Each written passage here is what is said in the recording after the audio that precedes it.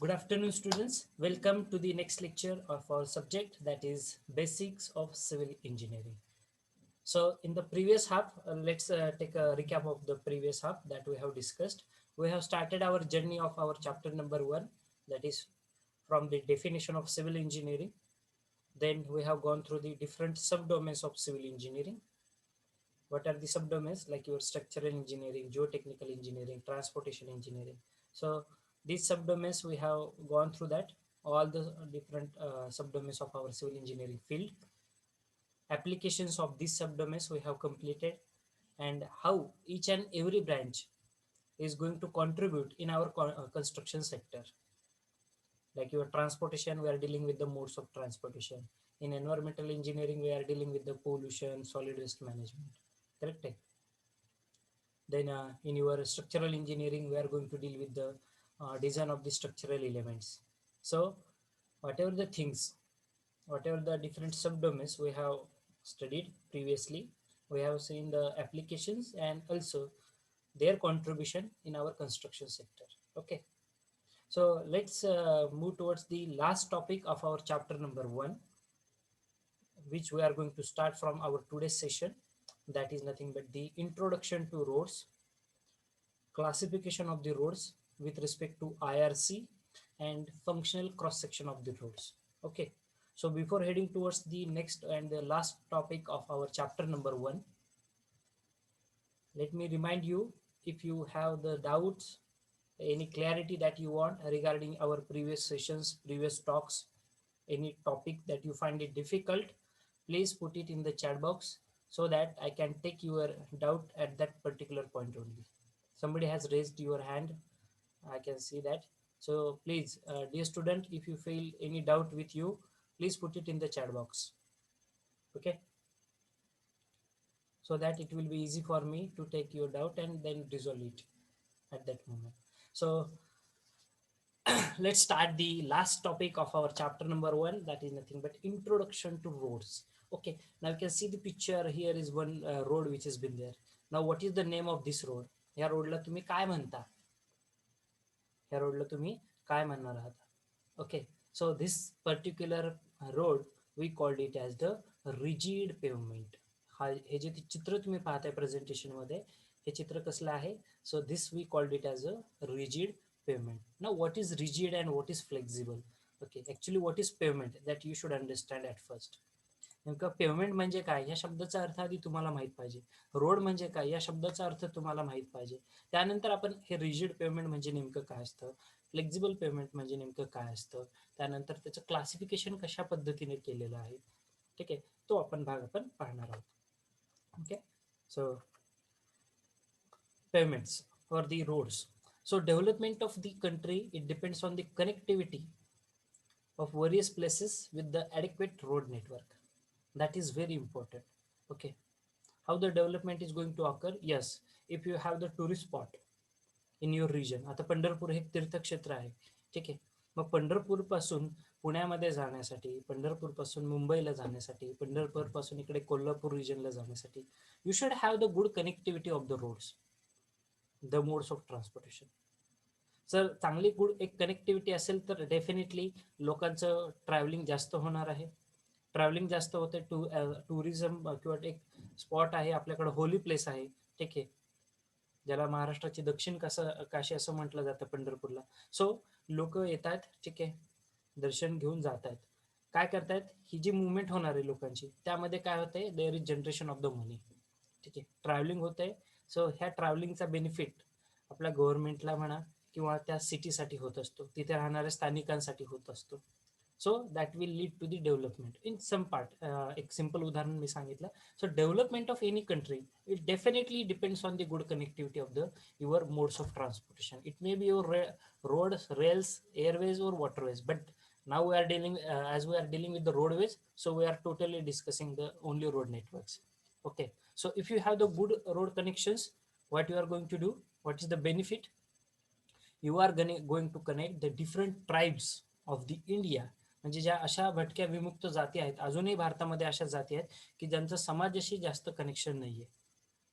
ते त्यांच्याच टोळक्या करून म्हणा किंवा त्यांचाच एक ट्राईब जे आहे ते राहत आहेत, जंगलात राहत आहेत. शहराशी त्यांचं काही कनेक्टिव्हिटी नाही आहे. ठीक आहे. पूर्वीचा काळही तसंच होता, परंतु जसे रोड नेटवर्क्स वाढलं, जसं डेव्हलपमेंट होत गेली, डेव्हलपमेंटमध्ये रोड कन्स्ट्रक्शन हा एक महत्त्वाचा इम्पॅक्ट आहे. कारण वेगवेगळे प्लेसेस, एकदम हिली एरिया सुद्धा लोकल एखाद्या सिटी एरियाला कनेक्ट करता आलाय तुम्हाला. ठीक आहे. City is get connected with the talukas are get connected with the villages are again connected with the talukas, then districts, then your states, different states we are going to connect. So this road network development, road connectivity will help us to improve our business, and that is leading to the development of the country. Okay. So as far as India is considered, I will tell you the present status. This is the older one. Okay. Now India is having the second largest road network that we are having, as far as our world is considered. Second largest network. भारताचं जे road network आहे हे जगामध्ये दुसऱ्या क्रमांकाला आहे. Presently, now these are the digits which are been taken in around 2010 and 11. If you consider the today's statistics in 2021, 3rd of February 2021, India is having the second largest road network in the world, over 5.5 million kilometers of the road network. These are the older digits. So as far as today's road network is considered, so India is having over 5.5 million kilometers of the road network. 5.5 million road network आहे आपल्याकडे भारतामध्ये, which way stand at the second rank. Okay, as far as world is considered. ठीक आहे. So for this purpose of the management and administration of the roads, India is divided, our roads are divided into the five major categories. And these categories we called it as a classification of the roads as per the IRC. Now what is that IRC? That is Indian Road Congress. IRC ही काय आहे? तर IRC एक अशी संस्था आहे की ज्याची स्थापना 1934 साली झाली. या IRCचा मेन उद्देश काय आहे? ही जी संस्था आहे, या संस्थेमार्फत काय काम केलं जातं, तर रोडचं मॅनेजमेंट, त्याचं ॲडमिनिस्ट्रेशन असेल, त्याचं डिझायनिंग, प्लॅनिंग आणि रोड जे कन्स्ट्रक्शन ॲक्टिव्हिटी आहे त्याच्यामध्ये होणारे रिसर्च अँड डेव्हलपमेंट्स, याचा अभ्यास. Research and developments. ठीक आहे. आपल्याकडे भारतामध्ये स्वातंत्र्योत्तर काळानंतर रोड डेव्हलपमेंटचे 3 मोठमोठे प्लॅन आहेत. आता हा आपण हे 4थ्या प्लॅनमध्ये चालू आहे सध्या जो आहे. हे प्लॅन 20 वर्षाचा एक प्लॅन होता. फर्स्ट रोड डेव्हलपमेंट प्लॅन जो होता, पहिला जो प्लॅन होता हा 1947-46 ऑनवर्ड्स अप टू 1964. ठीक आहे. त्यानंतर दुसरा जो रोड नेटवर्क प्लॅन होता तो 62 पासून 1981 पर्यंत होता. तिसरा जो होता 81 to 2001 होता. आणि आता जो आहे चौथा चालू तो 2001 to 2021. आणि आता आपण 5व्या रोड डेव्हलपमेंट प्लॅनकडे जाणार आहोत. ठीक आहे. ह्या रोड डेव्हलपमेंट प्लॅनमध्ये काय केलेलं आहे, तर कॅटेगरीनुसार भारतामध्ये ज्यावेळेस सुरुवात केली रस्ते बांधण्याचं, ज्यावेळेस हे काम चालू झालेलं आहे, त्यावेळेस भारतामध्ये फक्त 32,000 किलोमीटरचं रोड नेटवर्क होतं. 32,000, 32,000. आज आपण 32,000 वरनं 5.5 मिलियन किलोमीटर्सचा रोड नेटवर्क कन्स्ट्रक्ट केलेला आहे इन इंडिया. ठीक आहे. ॲडिशनल इन्फॉर्मेशन साठी सांगतो तुमच्या, आज सुद्धा इंडियामध्ये जर तुम्ही एखादा रोड कन्स्ट्रक्ट करायला जाताल, पूर्वीच्या अगदी लास्ट 5 to 10 years बिफोर आपण एका दिवसामध्ये एक 10 ते 15 किलोमीटरचा ट्रॅक बांधू शकत होतो. 5 ते 10 किलोमीटर होता आधी, त्यानंतर तो 10 ते 15 किलोमीटर पर्यंत आला. आज आपण एका दिवसामध्ये 25 किलोमीटर पर्यंतचा ट्रॅक सुद्धा बांधू शकतोय. एका दिवसामध्ये 25 किलोमीटरचा पूर्ण रस्ता. ठीक आहे. इतकी आपल्याकडे मॅन पॉवर डेव्हलप झालेली आहे, इतके आपल्याकडे लेटेस्ट मशिनरीज अवेलेबल आहेत. ठीक आहे. And the whole credit goes to the who is the current Minister of MORTH, that is Minister of Road Transport and Highways, Honorable Shri Nitin ji Gadkari साहेब. ठीक आहे. खूप सारं रोड डेव्हलपमेंटचं काम चाललंय. तुम्ही all over India, all over महाराष्ट्रात तुम्ही सोलापूर रिजन बघा, सर्व बाजूने रोडची कन्स्ट्रक्शनची कामं चाललेली आहेत. ठीक आहे. मग ह्या रोडमध्ये नेमकं रोड काय असतो? एखादा रोड ज्यावेळेस तुम्ही कन्स्ट्रक्ट करत असता त्यावेळेस तो रोड काय असतो, त्या रोडचे वेगवेगळे कॉम्पोनंट्स काय. आता तुम्ही तुमची गाडी ट्रॅव्हल करता रस्त्यावरनं, तुम्ही म्हणता रस्ता खराब झाला आहे, रस्ता खूप सुपर आहे, चांगला रस्ता बांधलेला आहे, कॉन्क्रीटचा रस्ता आहे किंवा तो डांबराचा रस्ता आहे. मग हा नेमका रस्ता म्हणजे काय, तो रस्ता कसा तयार केला जातो आणि त्या रस्त्याचे कुठल्या कुठल्या कॅटेगरीज आहेत, which are the different categories of the roads. Now whatever this categories that you are that you can see on the presentation, these categories we called it as a categories of the roads based on the IRC classification. Indian road Congress द्वारे ह्या रोडच्या categories आहेत भारतामध्ये. हे शब्द तुम्ही ऐकलेले आहेत. First category we called it as the national highways, second one is your state highways, third one is nothing but your major district roads, MDRs, fourth one other district roads, ODR, and last category we called it as a village roads. Now what are the national highways, what are the state highways? Now we are going to learn about this concept in detail. Okay, so at first I will take the doubt, I will check your chat box if any doubt is there. What I saw, no doubt is there. Okay, so continuing with that, what is a road? So road is an open, generally public way for the passage of your vehicles, people, and the animals. Correct? It's a public way, or it's a one of the way which is used by the passengers, which is used by the vehicles or by the animals. Okay. They can do the to and fro motion of the object. Okay. So this road is finished with a hard, smooth surface. Definitely, we called it as a pavement. Okay, what does this road includes of or consist of? This road is nothing but it's a finish of a hard, smooth surface. We called it as a pavement, and which helps it to make it durable and to withstand the traffic and the environmental load.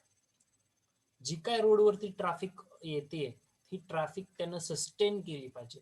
त्यामुळे हा surface कसा असतो, hard असतो, but at the same time it should B of smooth surface also. ठीक आहे, smooth म्हणजे एकदम गुळगुळीत नाही, नाही तर तुमच्या गाड्या सटकतील. ठीक आहे, smooth plain surface we are having, we called it as a pavement. त्याला तुम्ही पेवमेंट असं म्हटलं जातं. So it helps to make it durable and to withstand all the traffic load. आता बघा ट्रॅफिक लोड किती आहे. आपण बघतो हा रस्ता आहे बाबा, सर हा रस्ता 6 महिन्यातच खचला आहे, 1 वर्षातच तुम्ही खचला असं ऐकलं असेल, कुठेतरी रस्ता खराब होतो. ठीक आहे, ह्या रोडवरती ऍक्च्युअली लोड किती येतो इमॅजिन करा. मी एक सोपं उदाहरण सांगतो तुम्हाला. ठीक आहे, आपलं स्वतःचं सेल्फ वेट हे 50 ते 70 80 किलो पर्यंत आहे. ठीक आहे, कुणाचं 90 किलो असेल, कुणाचं 40 किलो असेल. हे स्वतःचं वेट जे आहे ते तुम्ही ज्यावेळेस तुम्ही रोड सरफेसवरती उभे राहताय, तुमचं तेवढं वजन त्या रोडच्या सरफेसवरती पडतंय. बरोबर आहे. तुमची जी व्हेकल असते, ठीक आहे, मी डिटेल जाणार नाही, एक सोपं छोटंसं उदाहरण मी सांगतो तुम्हाला. तुमचा जो ट्रक असतो, ठीक आहे, ह्या ट्रकमध्ये लोड कॅरिंग कॅपॅसिटी जी असते ती ठरवून दिलेली असते. ठीक आहे, ट्रकला बेसिकली पुढच्या पार्टवरती तुमच्या ट्रकचं एक 8 टनाचं वजन अपेक्षित असतं आणि ट्रकच्या पाठीमागच्या पोर्शनला 16 टनाचं वजन, असं टोटल 24 टन वजन.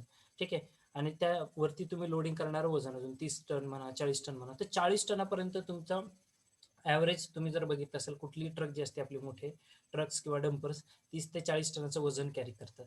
30 ते 40 टन. तुम्ही इमॅजिन करा आपल्याकडे किती सारे ट्रक्स आहेत. Millions and crores of trucks we are having in India. आपल्याकडे किती सारे टू व्हीलर्स आहेत. साधी आपली एक टू व्हीलर जी तुम्ही यूज करता, स्प्लेंडर असेल, ॲक्टिव्हा असेल, त्याचं वजन 80 ते 110 किलोच्या आसपास राहतं. ठीक आहे, मग विचार करा आपला जो रोड सरफेस आहे एवढासा दिसतो आपल्याला, त्याचा थिकनेस, तो किती सारा लोड कॅरी करतोय.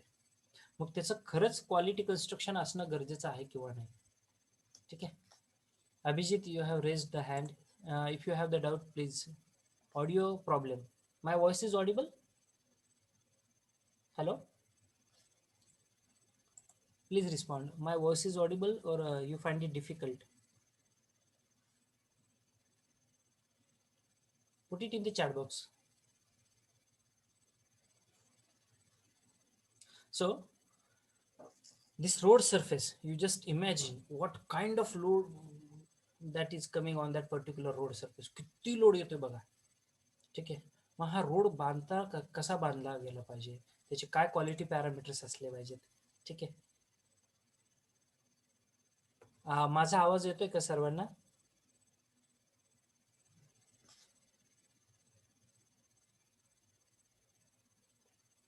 My voice is audible? Okay, clear?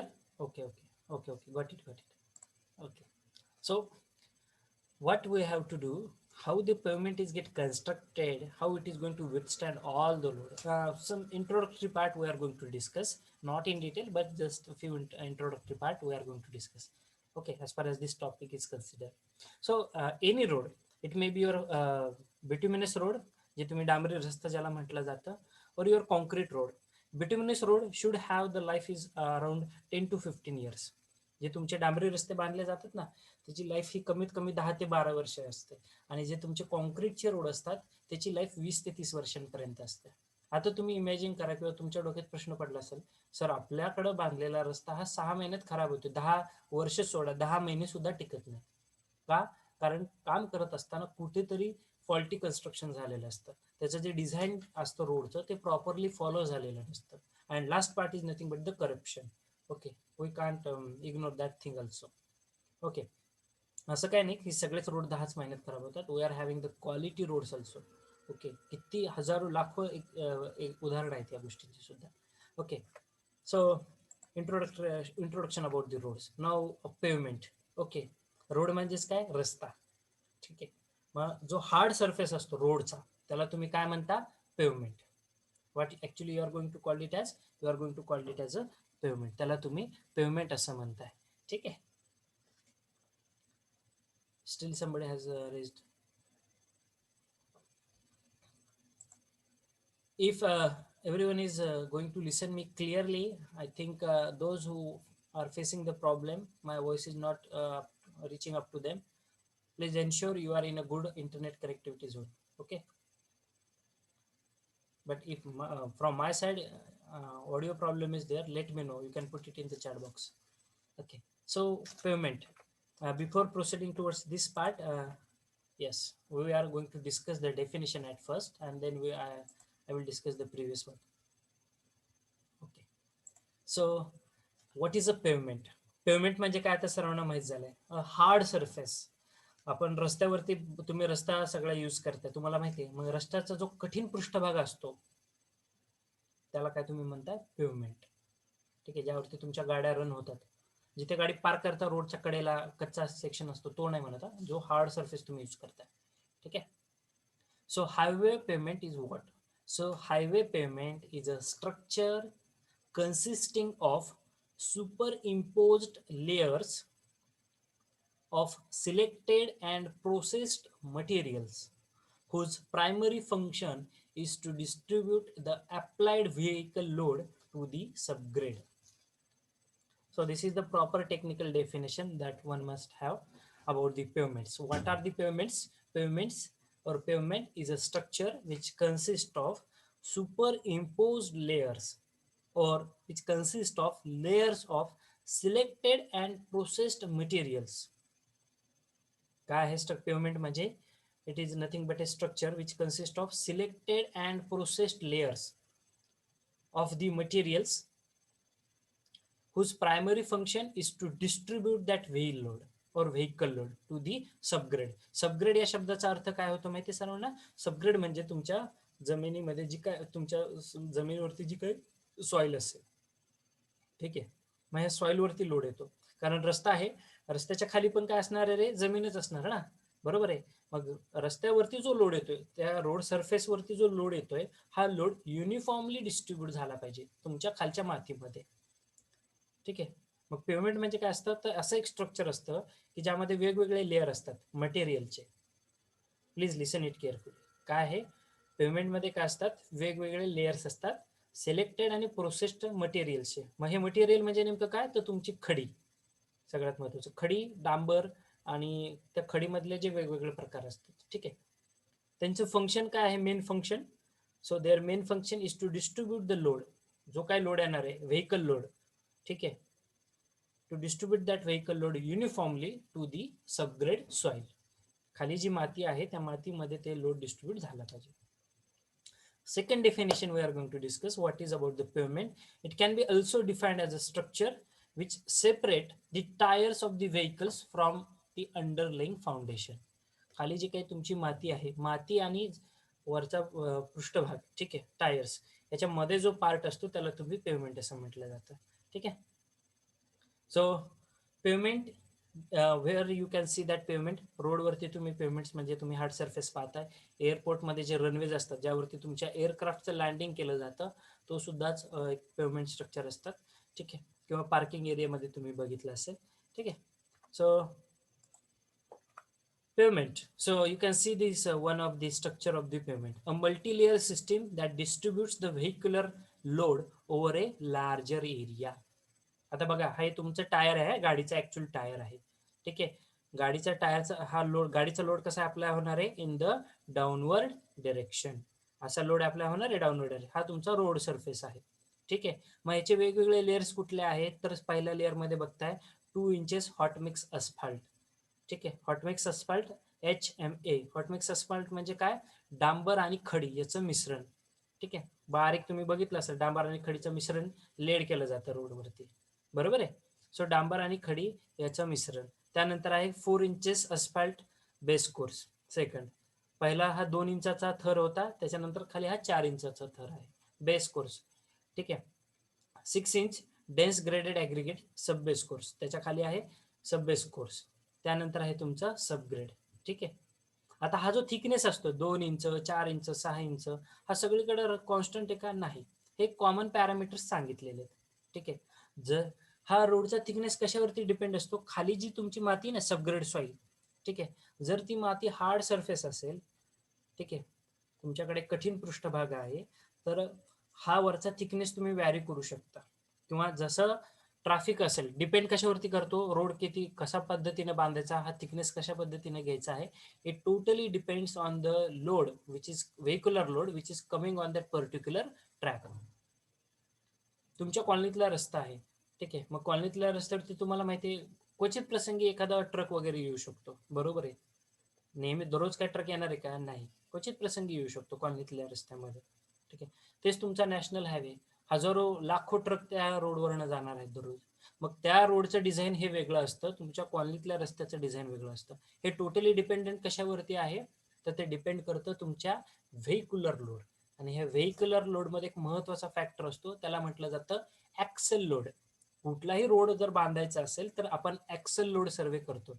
आता गाडीचा ॲक्सेल सर्वांना माहिती आहे. Everyone knows what is the axle of a vehicle. I think सगळ्यांना माहिती आहे गाडीचं ॲक्सेल म्हणजे नेमकं काय असतं. तुम्ही ट्रक वगैरे बघितलं असेल, जे टायर्स एकमेकांना कनेक्ट करण्यासाठी जो मधला मीडियम असतो ना, त्याला ॲक्सेल असं म्हटलं जातं गाडीच्या तुमच्या. ठीक आहे. मग त्या गाडीच्या ॲक्सेलचा काय लोड आहे, भारतामध्ये स्टँडर्ड लोड कन्सिडर केला जातो ॲक्सेलचा. ठीक आहे. ॲक्सेल लोड आपण कन्सिडर करत असतो.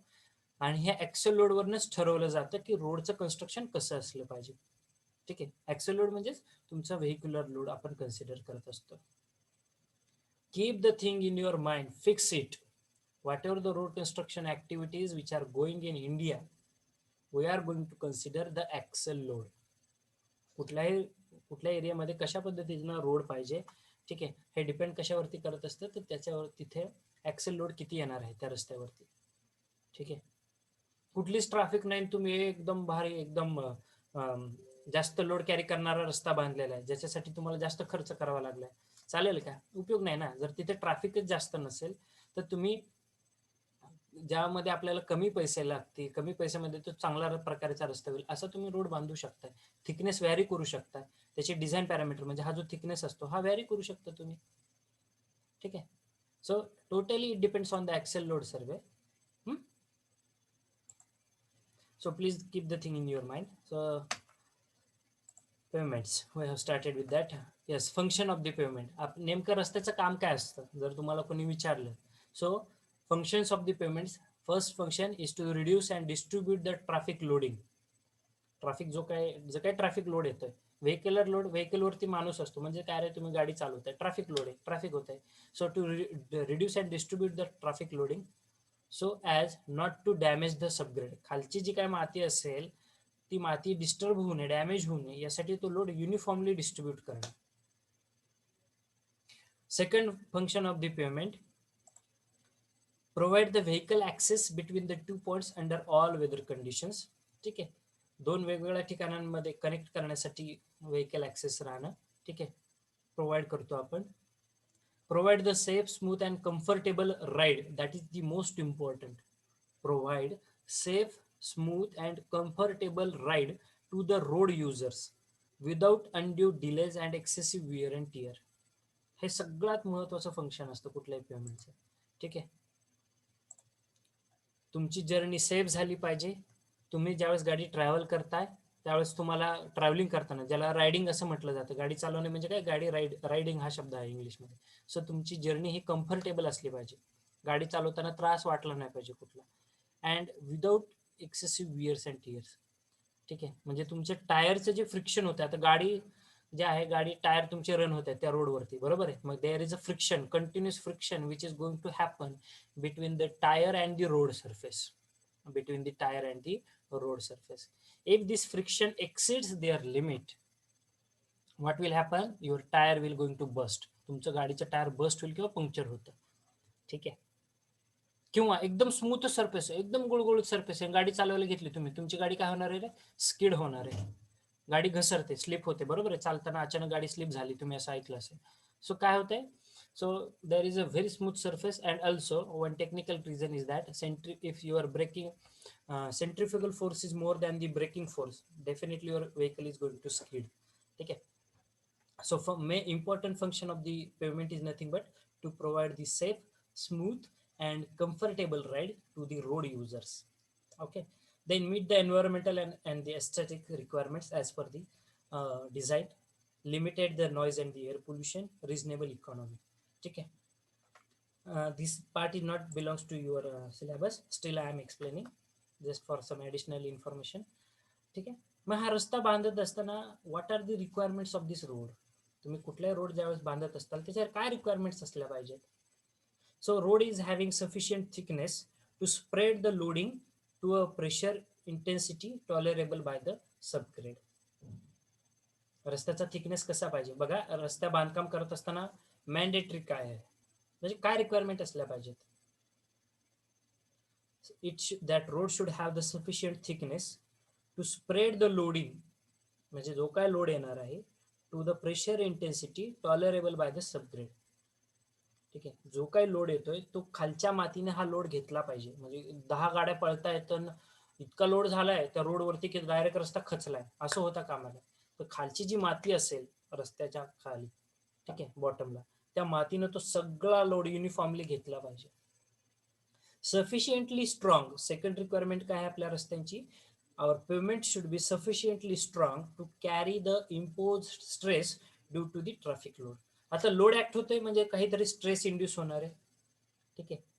लोड ऍक्ट होतोय म्हणजे काहीतरी स्ट्रेस इंड्यूस होणार आहे. स्ट्रेस म्हणजे काय रे, फोर्स बाय एरिया, जो तुम्ही आता शिकता मेकॅनिक्स मध्ये, force by area. Load act होतोय, वजन जर पडलंय, ठीक आहे, तो वजनाने कुठेतरी दबला जाणार ना की नाही रस्ता, तो म्हणजे स्ट्रेस इंड्यूस होते. हा स्ट्रेस सुद्धा त्यानं कॅरी केला पाहिजे, बरोबर आहे. कारण रस्ता म्हणजे काय रे, तसं पाहायला गेलं तर एक स्लॅब सारखा तुमचा रस्ता असतो, कॉन्क्रीटचा रस्ता. डिफ्लेक्शन ऑकर होतं लोडिंगमुळं, ठीक आहे, बेंडिंग मुवमेंट ऑकर होते, आता तुम्ही शिकत असताल. ठीक आहे. काल आपण डिस्कस जशी केली ती स्लॅबमध्ये, negative bending movement, hugging movement ज्याला म्हटलं जातं. असा एक फ्लॅट स्लॅब आहे, तुम्ही माझ्या व्हिडिओवरती पाहू शकता. असा एक फ्लॅट स्लॅब होता, तसा कर्ल होतोय, वागतोय तो खाली. ठीक आहे, कर्व शेपमध्ये, चंद्रकोराच्या शेपसारखा. तसंच आपला रस्ता असतो. हा रस्ता आहे तुमचा, त्याच्यावरती जास्त लोड पडलाय तर काय होणार आहे, रस्ता असा डिफ्लेक्ट होऊ शकतो. कॉन्क्रीटचा रस्ता डेफिनेटली असा डिफ्लेक्ट होतो. ठीक आहे. So it should able to carry sufficiently able to carry all the load which is coming on it. Third requirement आहे सफिशियंट थिकनेस, व्यवस्थित त्याचा जाडी पाहिजे, to prevent the effect of frost and susceptible subgrade. आता आपल्याकडं India, as far as our India is considered, our temperature conditions are not remain constant. our temperature conditions are not remain constant at all. तुम्ही north इंडियामध्ये जा, खूप थंडी पडलेली असते, म्हणजे टेम्परेचर रेग्युलर टेम्परेचरपेक्षा कमी आहे तिथं. ठीक आहे. तेच तुम्ही विदर्भामध्ये जा, महाराष्ट्रात 40 डिग्री एक रेग्युलर टेम्परेचर असतं, उन्हाळ्यामध्ये तर ते 45-47 डिग्रीपर्यंत जाते. सो भारतामध्ये वेगवेगळ्या ठिकाणी जाताल तर टेम्परेचर कंडिशन्स काय तरी कॉन्स्टंट आहेत का नाही. मग हे जे काही वातावरणात जे बदल होत आहेत याचा एक विपरीत परिणाम तुमच्या मातीवरती होत असतो, खालच्या सबग्रेड सॉइलवरती. आणि त्यावरती जर विपरीत परिणाम झाला तर तुमचा वरती किती स्ट्रॉंग रस्ता बांधा तुम्ही, खालची जर माती जर लूज असेल तर तुमचा रस्ता काय होणार आहे, खचणार आहे, लवकर खराब होणार आहे. यासाठी तुमच्या रस्त्याचा थिकनेस हा सफिशियंट असला पाहिजे, which can prevent that particular soil. Okay. Then next requirement, pavement material should be impervious to penetration of the surface water which would weaken the subgrade and subsequently pavement. सगळ्यात महत्त्वाचं factor आहे. What is that?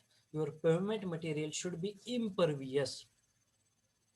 ज्याच्यातून पावसाचं पाणी आत शिरणार नाही. नाहीतर खूप जोरात पाऊस झालाय सर आणि पावसाचं पाणी त्या रस्त्याचे जे वेगवेगळे लेअर आहेत, ठीक आहे, डांबराचं असेल, त्याच्या खाली खडी असेल वगैरे, ह्या वेगवेगळ्या लेअर मधून जर खाली गेलाय, तुमचा रस्ता 6 महिन्यापेक्षा काय 1 महिन्यात खराब होईल तो.